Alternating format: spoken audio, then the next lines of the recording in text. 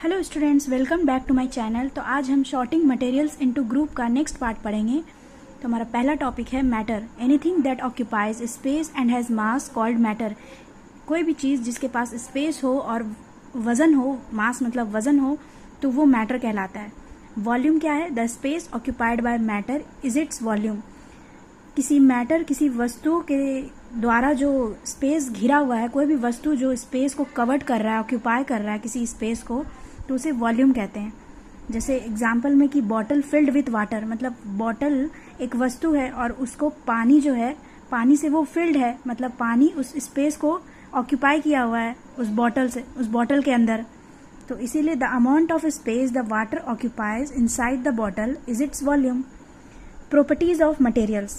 Ductility. A solid material is ductile if it can be bent or its shape can be bent or its shape can be changed without breaking it.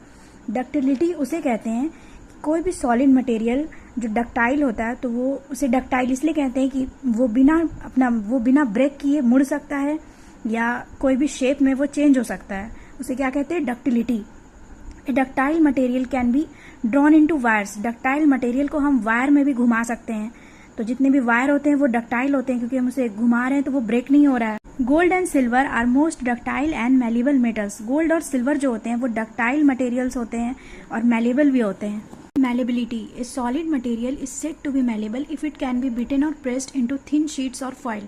कोई भी solid material को हम hammer से या किसी भी चीज़ से beat करके उसे एक थिन शीट या फॉयल में चेंज कर देते हैं और वो बिना ब्रेक किए वो चेंज हो जाता है, तो वो क्या कहलाता है? मैलेबिलिटी। जैसे गोल्ड है, सिल्वर है या एल्युमिनियम फॉयल को हम पतली शीट या फॉयल में चेंज कर सकते हैं, उसे हैमर से या किसी भी चीज़ से उसे प्रेस करके, और वो बिना टूटे उसमें चेंज हो जाता है।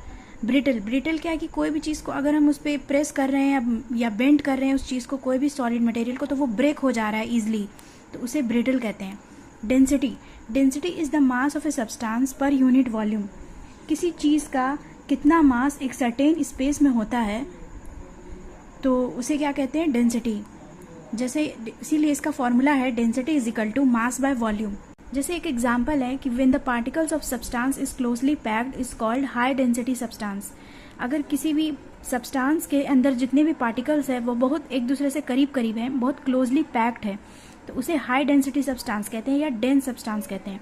और किसी भी पार्टिकल्स के अंदर का जो, किसी भी सब्सटेंस के अंदर का जो पार्टिकल्स है वो बहुत दूर है, एक दूसरे से एकदम दूर दूर अपार्ट हो रहा है, तो क्या उसे कहते हैं? लो डेंसिटी या लेस डेंसिटी सब्सटेंस।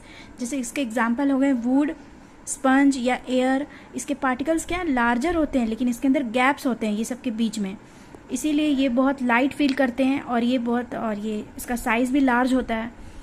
तो इसका कुछ एग्जाम्पल्स है, और इसके एग्जाम्पल्स हैं कि आयरन हो गए, गोल्ड हो गए, लीड हो गए, ये बहुत हेवी होते हैं और साइज इसका स्मॉल होता है, और इसके जो पार्टिकल्स हैं वो बहुत क्लोजली पैक्ड होते हैं, और इसके पार्टिकल्स जो होते हैं वो लूजली पैक्ड होते हैं, एकदम अपार्ट दूर दूर होते हैं। ए मटेरियल्स फ्लोट और sink in water depending on how dense it. जैसे यहाँ पे एग्जाम्पल है कि सिंक और फ्लोट का कुछ एग्जाम्पल्स है। जैसे एक ग्लास में मैंने कॉइन डाल दिया या स्टोन या मार्बल्स डाल दिया, तो उसका डेंसिटी क्या होता है? कॉइन का डेंसिटी पानी के डेंसिटी से ज़्यादा होता है, वो जाके नीचे एकदम बैठ जाता है, तो ये इसी को सिंक कहते हैं।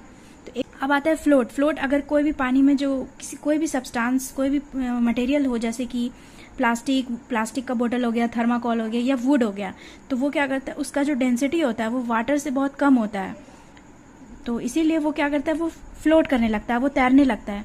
और कोई भी चीज़ का डेंसिटी अगर पानी के बराबर हो, जैसे एग्जाम्पल में मैंने आइस क्यूब ले लिया या फिश टैंक, तो ये कुछ एग्जाम्पल्स थे। तो मिलते हैं गाइज नेक्स्ट वीडियो में एक नए चैप्टर के साथ। Thank you so much all of you.